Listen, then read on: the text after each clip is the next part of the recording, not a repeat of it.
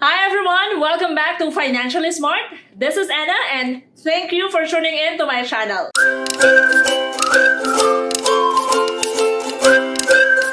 This will be the continuation of our budgeting strategies for single part 2.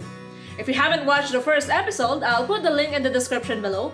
Make sure you go back to it because it's the very foundation of our budgeting technique. Remember, anything that is not managed will deteriorate. Before we get started, don't forget to give me a thumbs up, hit the subscribe button, and ring that bell to stay updated on my new videos every Tuesdays. Consolidate your student loans. Interest rates are very low right now, so depending on the type of loans you have, it could be worthwhile to consolidate your student loans into one low-rate package.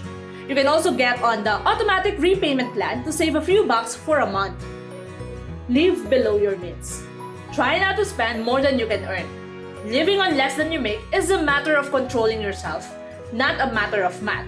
There are tons of ways to save money. Is your rent too high? Downsize and save money each month. Is your phone or cable bill hurting your budget? Look for a cheaper option or just switch providers. If your office or home is along the bus route, take the public transportation or do a carpool. If you truly understand the need to curb your spending, giving up those little things won't seem as bad as it sounds. Avoid impulse buying and master the 30-day rule. I'm one of those people who always add things on my cart, wait it out, think it over for weeks before I finalize my decision. Quite often, after a month has passed, you'll find that the urge to buy has passed as well, and you'll have saved yourself some money simply by waiting. On this case, good things comes to those who wait. If you're on the fence about the purchase anyway, waiting a while can give you a better perspective on whether it's truly worth the money. Tell yourself every day that instant gratification isn't all that gratifying. Keep your minds open, try to be patient and stay disciplined, and keep reminding yourself of your bigger goals. You will need to learn to delay your desires in order to make a successful budget. Make a plan and stick to it. Stick to your shopping list and buy staples in bulk. An easier way to do this is picking up your groceries at the curbside or use Instacart to get it delivered at your doorstep, which is very helpful, especially right now with the pandemic going on. If you want to do your own shopping, make sure that you're not hungry or you have eaten before going in. There are studies that have shown and suggest that shopping while hungry causes our brain to go into survival preparation mode, self-preservation kicks in, and the body wants to prevent future hunger. Others says the reason behind this is we tend to grab a lot of unplanned purchases because everything looks delicious at the moment. Nonetheless, trust the experts and make sure when you are going shopping, have a bite to eat first to stop impulses. Are you still with me? Just checking in. Brew your coffee at home or at work. Going to Tim's, McDonald's, or Starbucks every morning will cost you significant money without adding any perceived value. Maybe it's time to learn how to make that caramel macchiato at home? Nothing beats the sweet aroma of morning coffee, especially when you brew it yourself, and save money in the process. Find the best deal and look for discounts. Be a savvy shopper.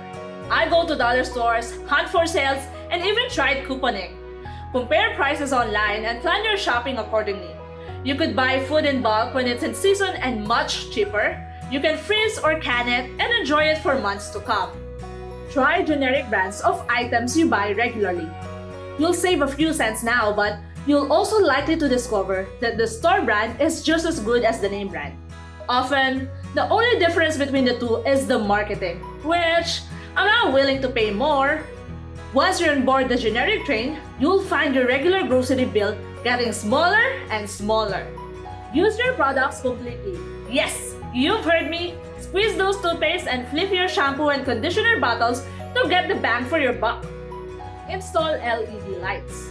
LEDs are more expensive compared to our normal incandescent bulbs. However, they're getting cheaper all the time and it will save you more money in the long run. You don't even need to replace every bulb in the house. Even swapping 4 to 5 most used light bulbs can save you $45 or more a year. LEDs, apart from being cheaper to operate, a 4-watt LED has the same output as a 20-watt regular bulb or an 8-watt CFL. They also have a more pleasing and natural tone compared to CFL lamps and have a service life that lasts longer so they don't need to be replaced as much. Use your credit card wisely. If you have a habit of overspending with your credit cards, hide your cards and keep them in a safe place in your home, not in your wallet. Keeping your card out of sight, out of mind might help you reduce temptation while you're out and about.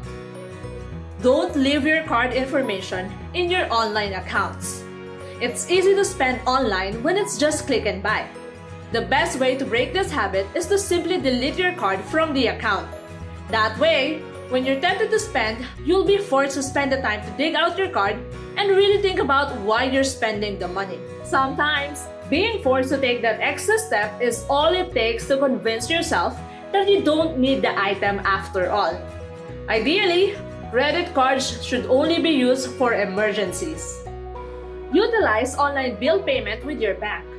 It keeps you in much closer contact with your money, as you can keep a very close eyes on your balance and be that much less likely to overdraft. Maximize those free rewards program. No matter where you live, you'll find plenty of retailers who are willing to reward you for shopping at their store. I shop a lot at and have saved thousands of dollars because of my points cards. You can too. Cancel unused memberships. Are you paying gym membership that you've never used? I know I did. If you're on the fence about any of your memberships or find that you're not using them very often, cancel them. Remember, you can always renew the membership at a later date if it turns out that you actually do missed it. I hope you find value to this topic. If you have any questions or topics you want to discuss, feel free to leave a comment and check the link below for the first episode of this series if you haven't watched it yet. Don't forget to give me a thumbs up, hit the subscribe button, and ring that bell, and I'll see you all on the next video.